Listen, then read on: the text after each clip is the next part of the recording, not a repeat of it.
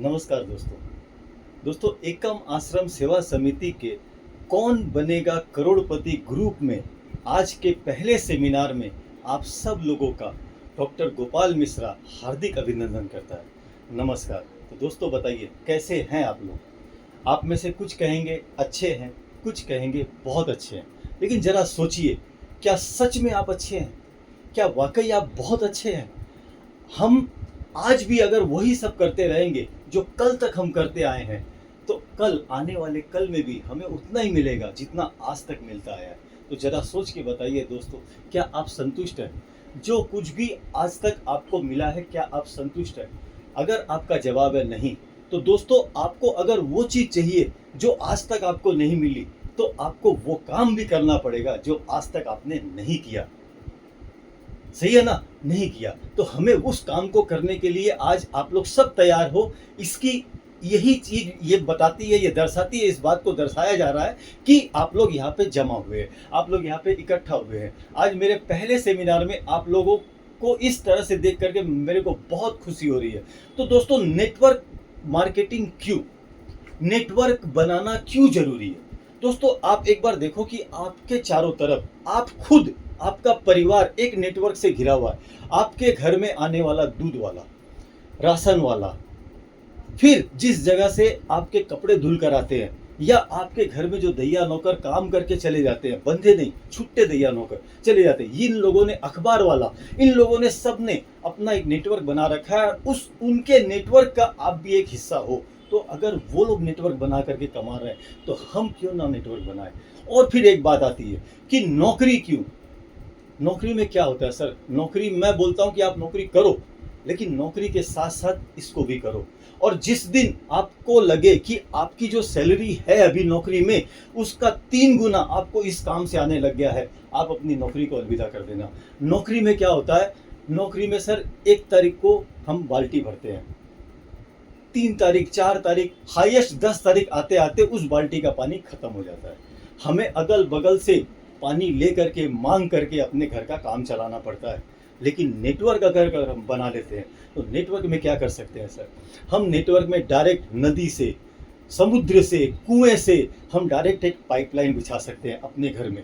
उसमें उसमें जिंदगी भर पानी आता रहेगा, जिंदगी भर पानी आता रहेगा, और हमें किसी भी तरह की कोई दिक्कत नहीं होगी। तो नेटवर्क बनाना थोड़ा सा टफ है, थोड़ा सा टफ है, लेकिन शुरुआत में किया गया ब्रेन वर्क, थोड़ा सा हार्ड वर्क, शरीर के द्वारा दिया गया थोड़ा सा हार्ड वर्क, आपको आने वाली जनरेशन के लिए एक बहुत ही आसान सी जिंदगी प्रदान करता है। इसके अंदर आपको फिनेंशियल फ्रीडम मिल सकती है।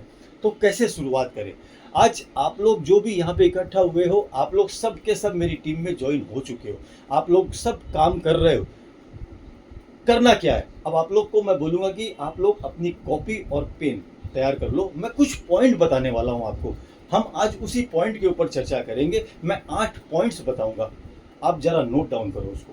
पहला पॉइंट लिखो दोस्तों, पहला point, have a great attitude. इंसान का एटीट्यूड 2 तरह का होता है, पॉजिटिव, नेगेटिव। अगर आपका एटीट्यूड हमेशा पॉजिटिव है, तो आपका एटीट्यूड ग्रेट है। अगर आपका एटीट्यूड हमेशा नेगेटिव है, तो भी आपका एटीट्यूड ग्रेट है। लेकिन अगर हमेशा आपका एटीट्यूड नेगेटिव रहेगा, तो आप ओसामा बिन लादेन की तरह बन सकते हैं। और अगर आपका हमेशा एटीट्यूड पॉजिटिव रहेगा, तो बराक ओबामा बनने से आपको कोई नहीं रोक सकता। ग्रेट एटीट्यूड वही होता है जो एक तरह का हो, एक तरह का ही एटीट्यूड हमेशा हो। ऐसा नहीं हो कि कभी हाँ बोल दिया, कभी ना बोल दिया, कभी ये सोच रहे कि इस काम को तो हम कर लेंगे, और अचानक से बोलते हैं यार ये काम कैसे होगा। तो ये 2 तरह की चीज हो गई। यहाँ पे एटीट्यूड ग्रेट नहीं हुआ, ये इधर उधर डोलने वाला एटीट्यूड हो गया। एटीट्यूड को ग्रेट करना, या तो हाँ होगा, हम करेंगे, हम करके दिखाएंगे, ये एटीट्यूड हुआ।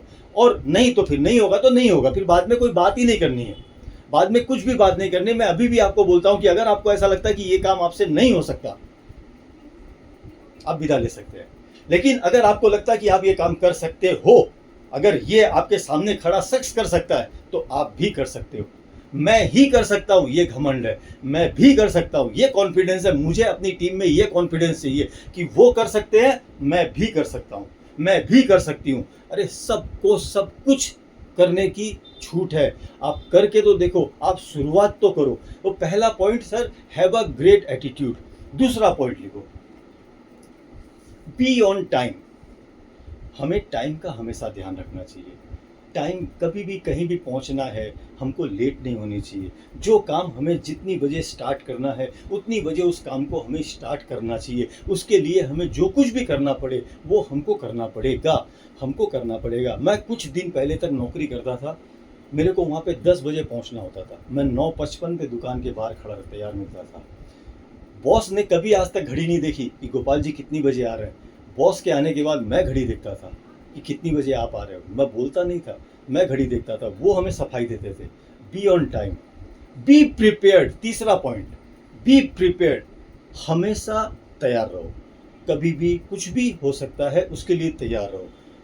कस्टमर और मौत कभी भी आ सकती है, वो दरवाजा नहीं खटखटाती, वो कभी भी आ सकती है। तो आप अपने कस्टमर के, आप अपने पार्टनर के लिए, आप अपने वॉलंटियर के लिए, आप अपने टीम मेंबर के लिए, कभी भी कोई भी आपके संग जुड़ सकता है। आपका काम है बताते रहना, प्लान को शेयर करते रहना, संस्था के बारे में लोगों को बताते रहना।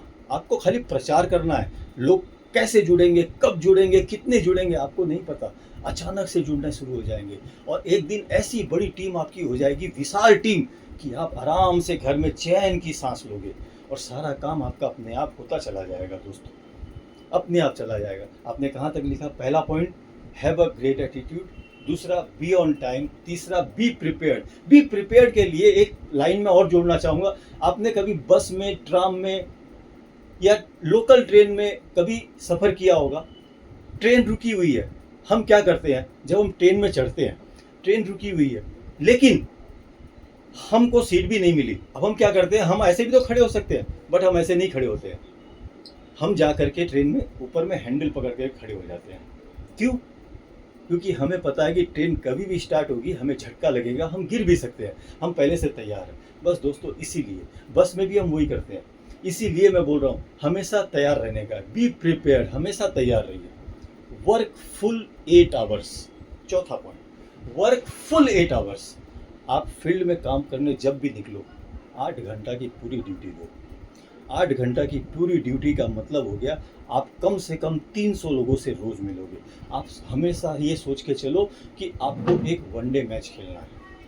50 ओवर का एक वनडे मैच है, जिसमें आपको 300 बॉल मिली हुई है, आपको 300 डिलीवरी करनी है और उसमें से सिर्फ आपको 10 डिलीवरी ऐसी चाहिए अच्छी वाली, जो आपको टीम में, आपके संग में शामिल हो जाए।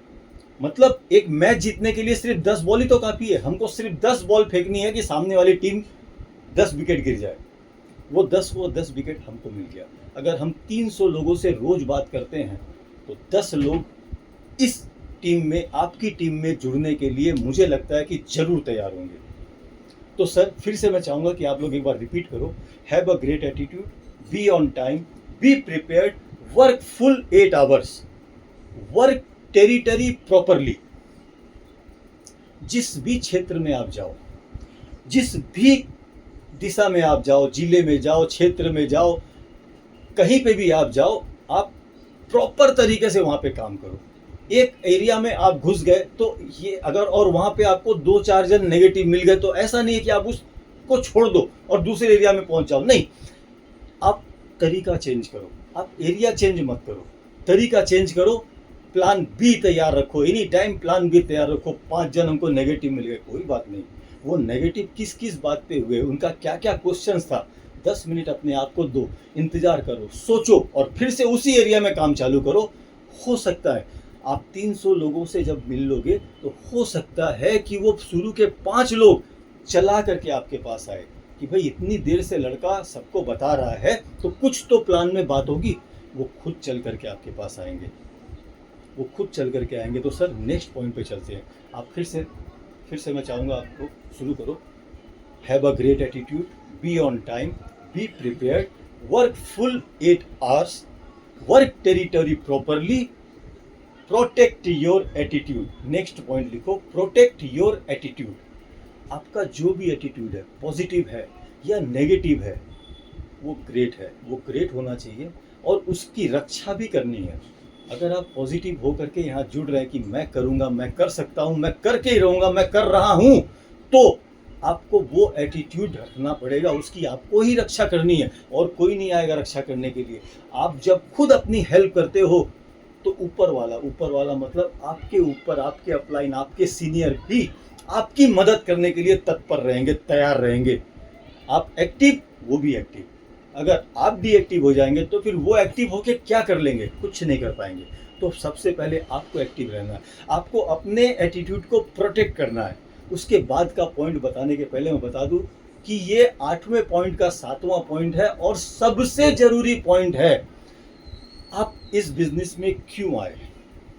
पॉइंट लिखो, आप इस तरह से नहीं, पॉइंट लिखो, no why are you here and what are you doing.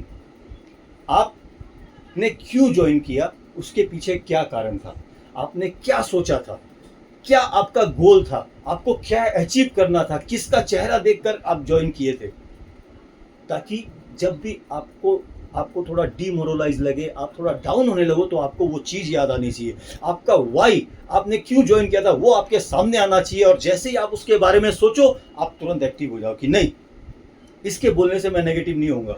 इस दुनिया में ऐसा कोई इंसान नहीं जो मेरे को नेगेटिव कर दे। मैं तब तक मेरे को कोई नहीं हरा सकता जब तक मैं खुद मैदान छोड़ करके भाग नहीं जाता। मेरे को कोई नहीं हरा सकता। जितनी बार आप गिराओगे उतनी बार मैं उठ करके खड़ा होऊंगा।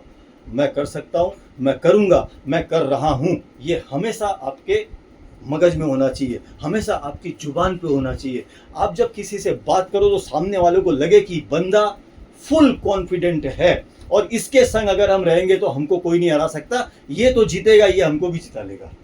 कहते हैं ना, गेहूं के संग घुन भी पीसा जाता है। आप वो गेहूं बनो, घुन आपकी टीम है। आप सक्सेस होंगे, आपकी टीम आपके साथ सक्सेस होती चली जाएगी। आपको सीखना है, उनको सिखाना है।